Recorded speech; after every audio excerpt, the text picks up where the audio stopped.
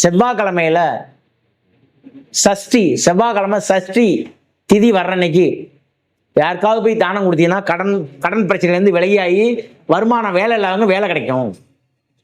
செவ்வாய்க்கிழமை சஷ்டி திதி இதில் போனீங்கன்னா கடன் பிரச்சனை சால்வ் ஆகும், பண வரவு வரும்.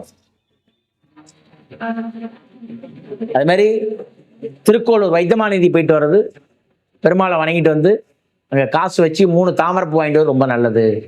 கும்பகோணம் சாரங்கபாணி இப்போ போனீங்கன்னா, இப்போ உத்தராயணம், இப்போ தட்சிணாயனம் நடந்துகிட்டு இருக்கு. இப்போ நீங்கள் நேராக போய் பெருமாளை பார்க்க முடியாது, வலது பக்கமாக போய் தான் பெருமாளை பார்த்துட்டு வரணும்.